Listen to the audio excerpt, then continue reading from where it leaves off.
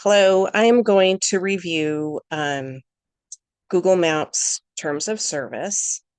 Let me pull those that up now.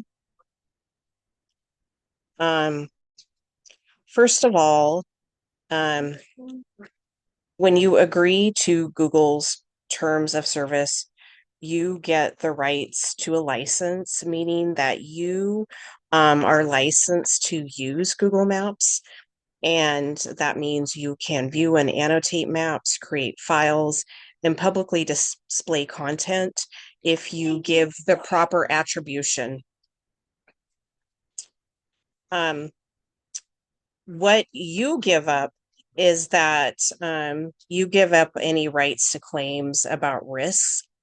You assume the risk. For example, if any information in Google Maps is erroneous and you somehow make a driving error due to that, you're not able to hold Google liable for that. You have to use your judgment.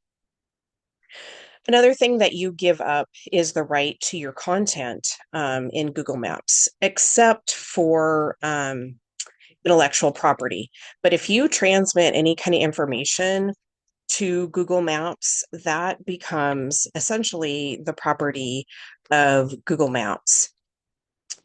So, what is Google Maps trying to avoid with this terms and service? They are trying to avoid the liability um, of being sued for negligence if any of their information is inaccurate. That could be someone could potentially claim that they were harmed by Google. For example, if they were late to a job interview or something really important, if they did get in an accident or things like that because they did a wrong turn. There's all kinds of things. But by agreeing to the terms of service, you have to assume that risk.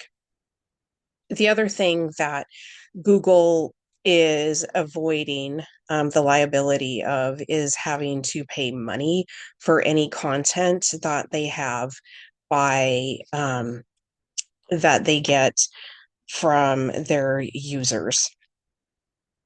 What was surprising to me um, about this terms and services was what was missing.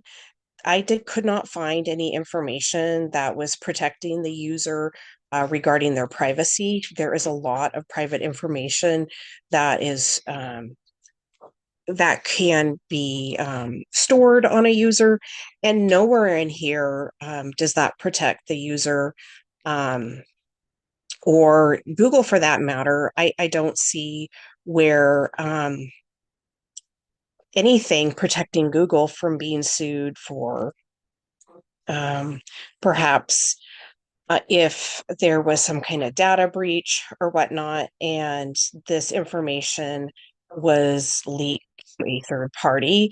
Um, I don't see anything protecting Google from assuming liability for that. So that was quite surprising to me.